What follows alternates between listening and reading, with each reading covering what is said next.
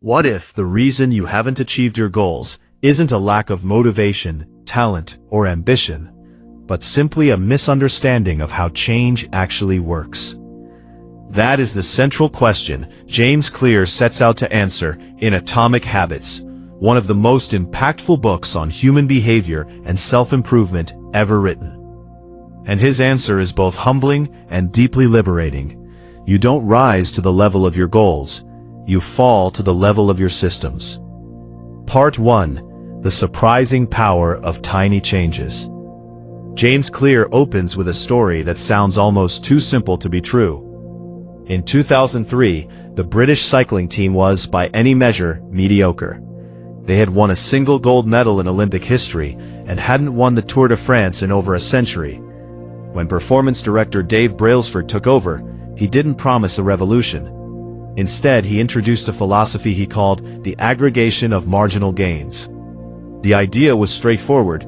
If you could improve every aspect of cycling by just 1%, the bike seat, the sleep environment, even how the riders washed their hands to avoid illness, those tiny improvements would compound into something extraordinary. Within 5 years, British cycling dominated the 2008 Beijing Olympics, winning 60% of the available gold medals. Within a decade, they had won multiple Tour de France titles. 1% better every day doesn't sound like much, but 1% better every day for a year means you end up 37 times better than when you started. This is the mathematics of compounding, applied not to money, but to human behavior. Clear's insight here is crucial and counterintuitive. We tend to overestimate what we can do in one dramatic moment, and underestimate what we can achieve through consistent tiny improvements. A 1% decline equally compounds into devastation. A single bad habit repeated every day can quietly destroy what years of effort built. This is why your habits matter far more than any single decision you ever make. The plateau of latent potential.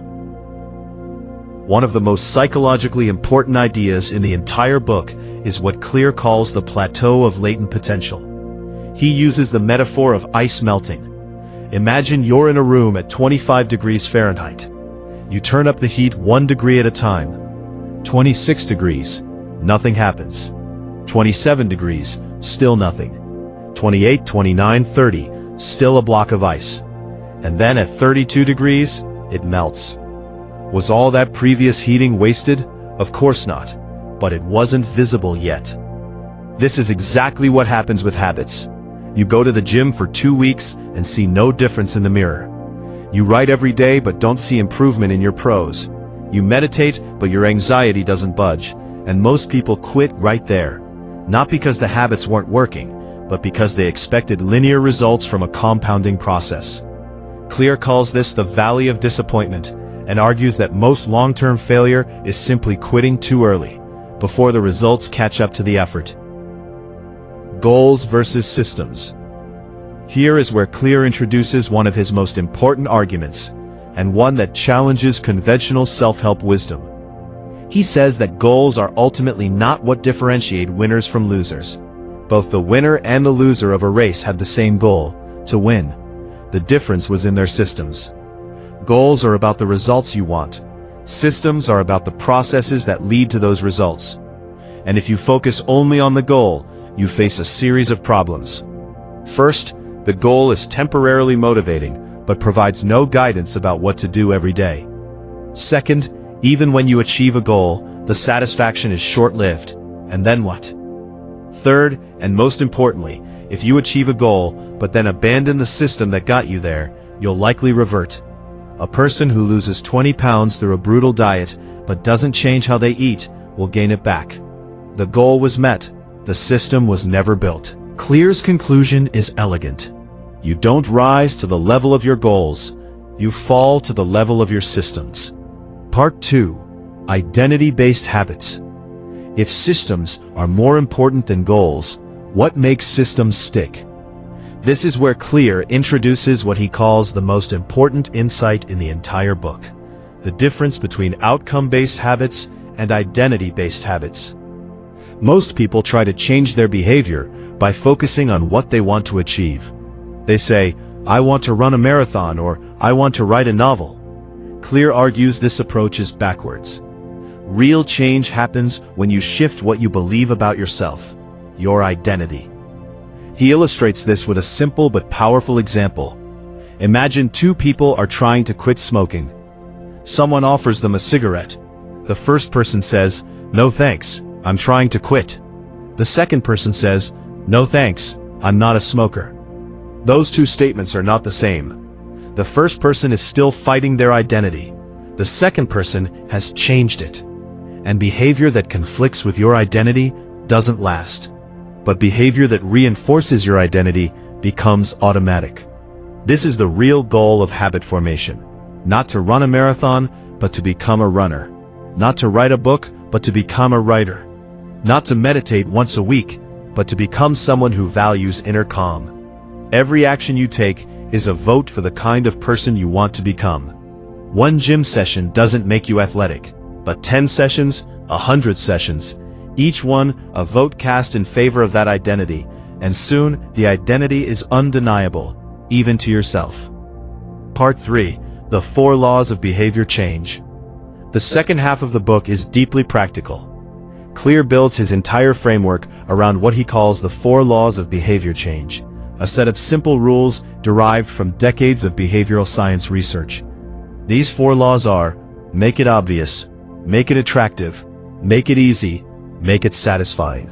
Each law corresponds to one step in the habit loop, a concept originally mapped by MIT researchers: the cue, the craving, the response, and the reward. Law 1. Make it obvious. The first law is about awareness and design. Most of our habits run on autopilot.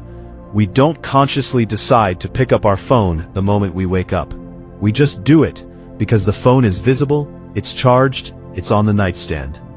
Clear argues that the environment is the invisible hand shaping most of our behavior. He introduces a concept called implementation intention, the practice of deciding in advance exactly when and where you will perform a habit. Research by psychologist Peter Gawitzer found that people who wrote down, "I will exercise at 5 p.m. on Monday, Wednesday, and Friday at the downtown gym," were significantly more likely to follow through than those who simply said they intended to exercise. The specificity of the plan removes the friction of decision-making in the moment. Clear also introduces habit stacking, one of the most practical techniques in the book. The formula is, after I do X, I will do Y. You anchor a new habit to an existing one. For example, after I pour my morning coffee, I will sit down and write for 10 minutes. The existing habit becomes the cue for the new one, and over time, the chain of habits becomes a ritual that runs almost automatically. Law 2. Make it attractive. The second law addresses the craving stage. We are more likely to repeat behaviors that feel attractive, that carry a promise of reward before they even begin. Clear draws on the concept of temptation bundling, a strategy developed by behavioral economist Katie Milkman. The idea is simple: pair a habit you want to build with something you already enjoy. For example, if you love watching a particular television series but want to exercise more, you could allow yourself to watch that series only while on the treadmill. Now exercise is bundled with pleasure. The brain doesn't just anticipate the discomfort of the workout, it anticipates the enjoyment of the show. Over time, the entire experience becomes attractive, not aversive. Clear also explores the social dimension of habits. Humans are social creatures, and we are profoundly influenced by what the people around us do. We imitate the habits of 3 groups in particular: the close, our family and friends; the many, the broader tribe or culture; and the powerful, those with status and prestige. One of the most effective things you can do for your habits is to join a community where the behavior you want is the normal behavior. If everyone in your friend group reads books, reading becomes socially rewarding. If your office culture prizes physical fitness, going to the gym becomes a social identity marker, not a chore. Law 3. Make it easy. The third law is in many ways the most counterintuitive. We have been conditioned to believe that results require difficulty, that if something isn't hard, it isn't worth doing. Clear argues the opposite. The key to making a habit stick is to reduce the friction required to start it, not to make it more heroic. He introduces what he calls the 2-minute rule. When you start a new habit, it should take less than 2 minutes to do. Want to read more? The habit is not read one chapter. The habit is open the book. Want to exercise? The habit is not complete a 45-minute workout. The habit is put on your workout clothes. This sounds almost absurd, but it's grounded in an important psychological truth. Showing up is the most important part of any habit. Once you're at the gym, you'll usually work out. Once the book is open, you'll usually read. The resistance is not in the activity itself, it's in starting. This is also why environment design is so powerful. Clear describes a Japanese concept called lean production, where factories remove every unnecessary step from a manufacturing process to reduce waste. You can apply the same logic to your habits. If you want to drink more water, put a glass on your desk, not in the cupboard. If you want to play less video games, unplug the console after each use and store the controller in a drawer. Friction doesn't just make bad habits harder. It's the primary reason most good habits never form in the first place. Law 4. Make it satisfying. The fourth law is about the reward, the final step in the habit loop. And here, Clear exposes a fundamental mismatch between how habits work and how modern life is structured. The human brain evolved in an environment where immediate rewards were critical for survival. If you found food, eating it now was rational. Saving it for later was risky. This wiring served our ancestors well, but it creates a problem in modern life, where the most important behaviors, saving money, exercising, eating well, studying, have delayed rewards. You don't feel healthier the day you start eating vegetables. You don't feel financially secure the day you start investing. The reward is in the future, but the cost is in the present. Clear's solution is to create immediate satisfaction from good habits. One method is habit tracking, the simple act of marking off each day you complete a habit on a calendar or in an app. The visual evidence of your streak becomes its own reward. It feels good to maintain the chain, and that feeling provides the immediate satisfaction your brain is looking for. Jerry Seinfeld famously used this technique to maintain his writing practice. He put a large calendar on the wall and crossed off each day he wrote new material. His only goal was not to break the chain. Clear is careful to add one critical caveat: never miss twice. Everyone misses a day eventually. Travel, illness, unexpected demands. The danger is not missing once. Missing once is an accident. Missing twice is the beginning of a new habit. The role of genetics and talent. Clear is also intellectually honest about something many self-help books ignore. Not all habits work equally well for all people. He dedicates a section to the role of genetics in determining where you are most likely to excel. Your biology doesn't determine your destiny, but it does establish a kind of playing field, ranges within which your performance is most naturally suited to flourish. The key question is not, how do I work hard, but how do I work hard at the right things? He introduces the concept of the explore-exploit trade-off from computer science. Early in any endeavor, you should explore. Try many different things, see what resonates, notice where progress feels natural rather than forced. Once you find an area where your genetic tendencies and your hard work align, you exploit.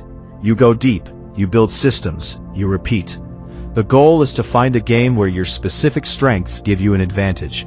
As he puts it, genes don't determine your destiny, they determine your area of opportunity. The Goldilocks rule and the plateau of mastery. There is a particular kind of failure that threatens even well-designed habit systems: boredom. Not frustration, not difficulty, boredom. Humans experience peak motivation, what psychologist Mihai Csikszentmihalyi called flow, when working on tasks that are just at the edge of their current abilities. Not too easy, not too hard. The Goldilocks zone. Clear extends this idea into long-term habit maintenance. The greatest threat to most habits is not that they become too difficult. It's that they become too familiar. You automate a behavior, and then it stops feeling meaningful.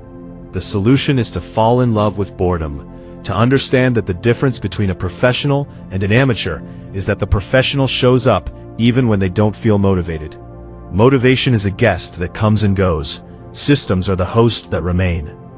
In his final chapters, Clear brings the philosophy full circle. Small habits don't add up, they compound.